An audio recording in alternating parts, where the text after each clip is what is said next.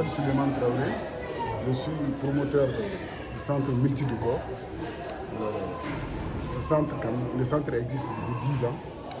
Nous faisons la formation professionnelle dans le domaine de la teinture, comme le Bogolan, la teinture naturelle, la sérigraphie, la calligraphie et la décoration en général.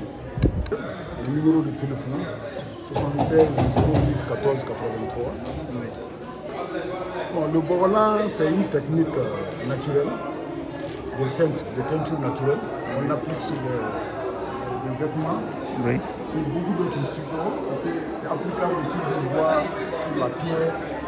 Alors, c'est une coloration naturelle à l'aide des produits naturels, tels que les feuilles, les écorces, oui, à travers les couleurs qu'on obtient, les écorces de certaines plantes qu'on écrase, on fait bouillir, alors ça donne une couleur naturelle. Maintenant, il y a le ngalama aussi, qui est une feuille naturelle, qu'on peut écraser pour le rendre en poudre, puis tremper, obtenir de la liquide, du colorant naturel, qu'on peut bouillir aussi pour obtenir cette même couleur. Et ça donne de différentes tonalités. Alors, c'est ce ngalama même qui est le fixateur, c'est ça qui permet de fixer les autres couleurs. Et ça permet aussi de fixer l'argile, qui est le boro, comme on dit, boro, qui donne la couleur noire. Voilà, donc, comment dirais-je, la connexion, l'addition du galama, de couleur du galama plus le boro naturel, c'est ça qui donne cette couleur noire. Le processus commence d'abord, comme je vous ai dit, par le galama. C'est ça l'élément essentiel. Ça, c'est le galama, le fait d'un galama pilé comme ça, qui nous a donné ce poudre. Maintenant, c'est ça, nous mettons dans l'eau. Quand on met cette poudre dans l'eau, ça nous permet d'obtenir la couleur jaunâtre. C'est cette couleur-là qui est la couleur primaire du Bogolan. Et c'est la couleur fixative aussi, qui permet de fixer les autres couleurs. C'est ça qui permet de donner aussi les différentes variétés. Tout commence donc par ce ngalama-là. Donc comme je vous ai dit, après avoir pilé le ngalama ou bien bouillir le ngalama, la première couleur qu'on obtient à travers le ngalama, c'est ça. On mélange, soit, ça c'est le pégou. Le pégou, c'est le raisin naturel. C'est l'écorce du pégou. C'est ça le zoro. C'est ça qui permet de donner la couleur rouge, là. Couleur marron, qu'on appelle le zoro. C'est le pégou qui donne cette couleur.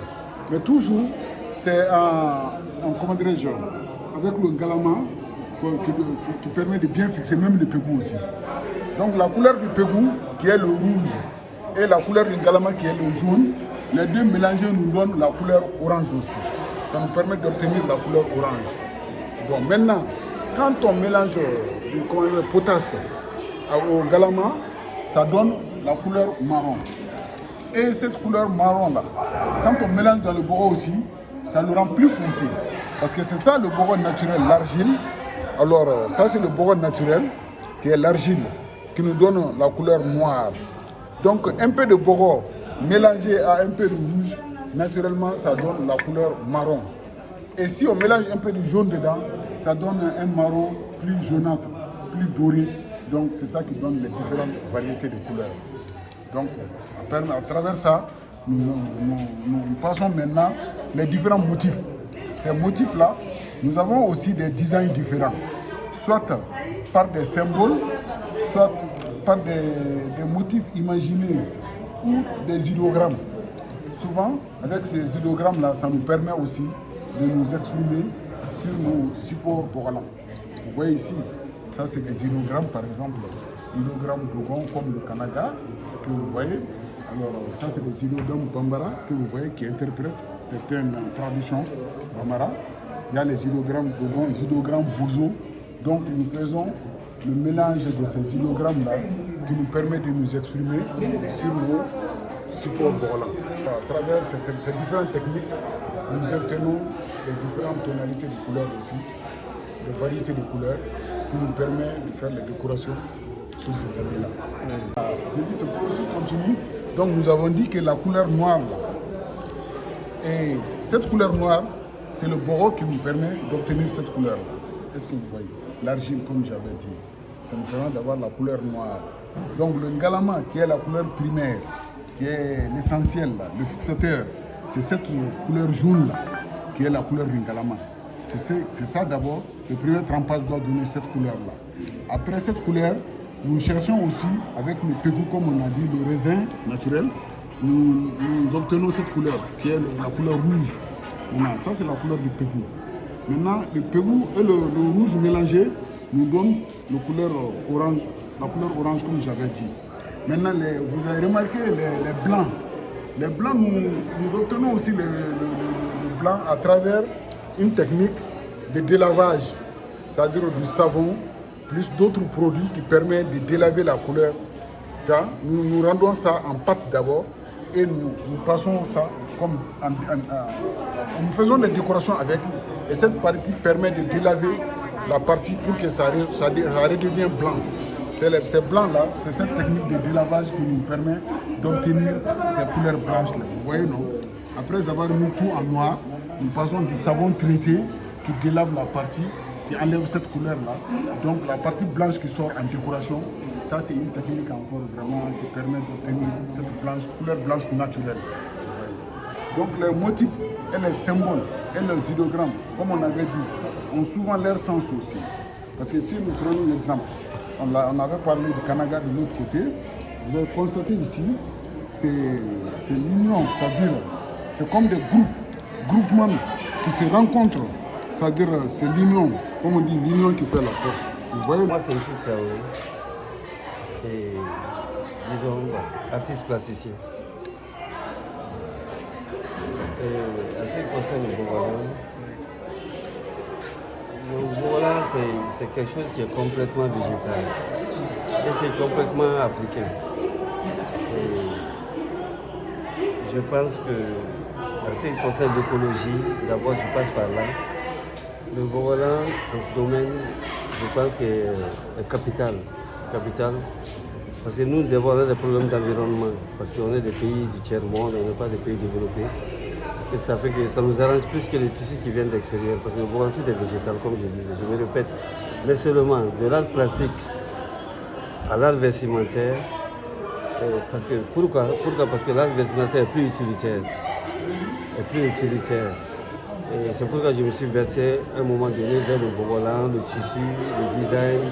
Parce que le Bogolan aussi, il faut le savoir, sert à designer beaucoup. C'est vraiment impressionnant ce qu'on peut faire comme design avec le Bogolan. C'est dommage qu'on n'arrive pas au Mali, c'est dommage parce qu'on n'est pas bien accompagné. On ne donne pas assez de visibilité. Comme actuellement, on me donne certaines visibilités. On nous donne cette visibilité parce qu'il y a un bon atelier qui se passe actuellement ici.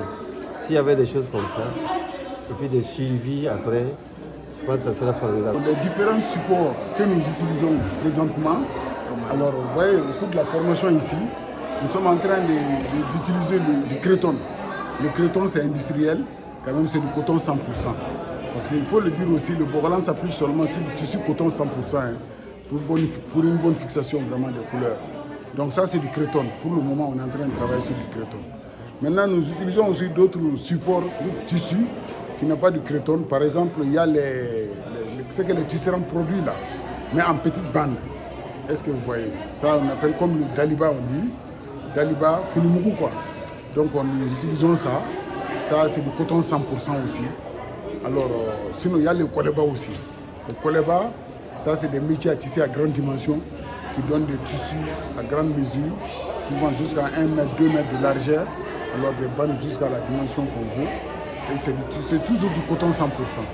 Donc vraiment tous ces trois tissus-là, nous utilisons comme support présentement.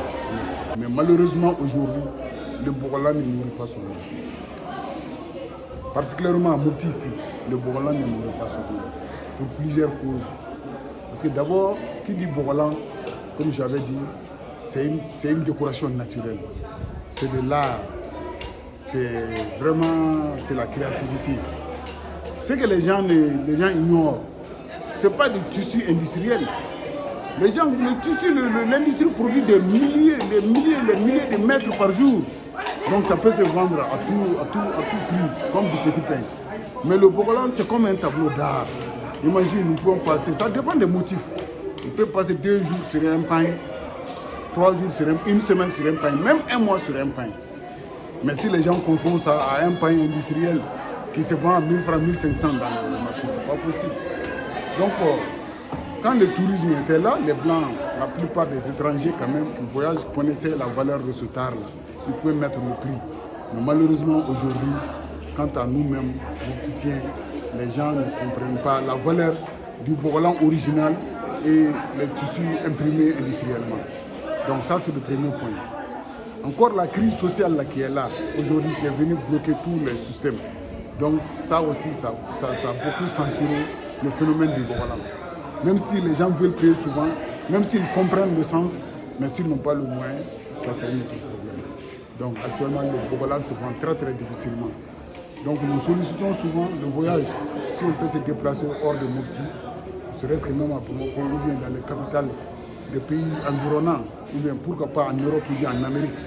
Alors souvent quand on a des commandes venant de ces coins-là, ça peut nous permettre de respirer un peu. Mais c'est une vocation qui est là. C'est l'amour qu'on a pour cet art-là. Mais qu'on gagne ou pas, on est obligé de le faire. C'est ce qui nous amène vraiment à persévérer dedans.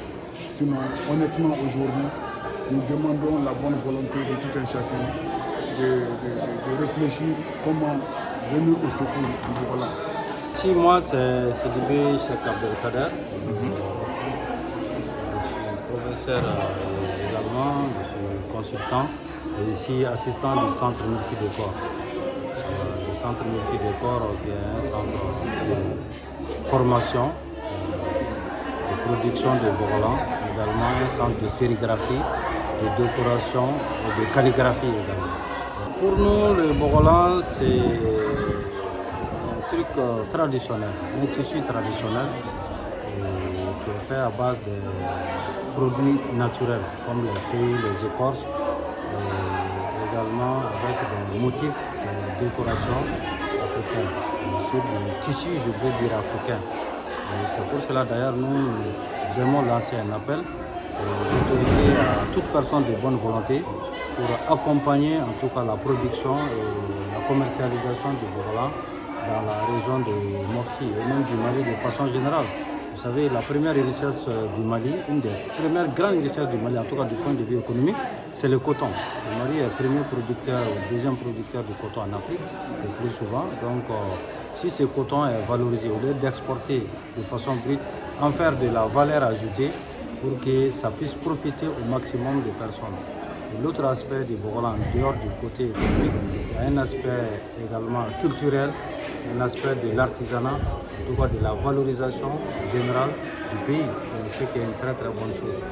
Donc moi j'invite toute personne en tout cas à utiliser le bogolan, à consommer le bogolan, qui ne peut qu'ajouter en tout cas à la culture et puis à notre économie nationale. Welcome to Africa and welcome to Mali and welcome to Madalai. Soyez les bienvenus dans le Mali profond, dans le mode de culture. Monsieur Oumar Cissé dit Piskor Baba, 100% artisan, et toujours habillé dans les tenues traditionnelles pour montrer un peu ce qu'il fait. Moi, monsieur Oumar Cissé, j'ai commencé mon travail en 1983 comme un apprenti. Et en 1987, j'ai commencé à travailler pour moi-même. Et en 2000, j'ai ouvert le musée avec un magasin qui s'appelle Farafina Tigné. En anglais, on dit African Reality et les Français disent la réalité de l'Afrique. Donc, si nous-mêmes on présente la réalité de l'Afrique, il faut que c'est nous-mêmes qui doivent montrer à les gens qu'est-ce que cela veut dire la réalité de l'Afrique.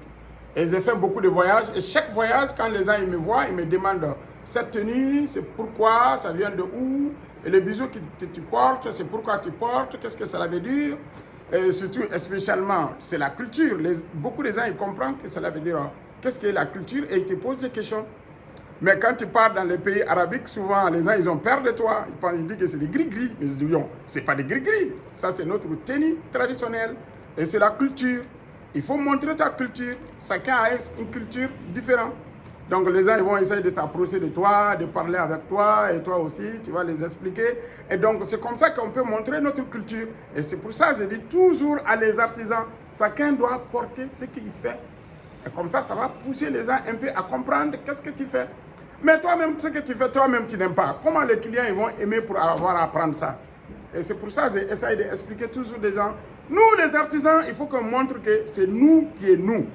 Il n'y a personne qui peut mettre à notre place. Et il n'y a personne qui peut nous aider à notre place. Il faut que nous-mêmes, on se aide d'abord pour qu'on puisse essayer de s'en sortir. Et maintenant, avec la crise, là, ça ne va pas du tout.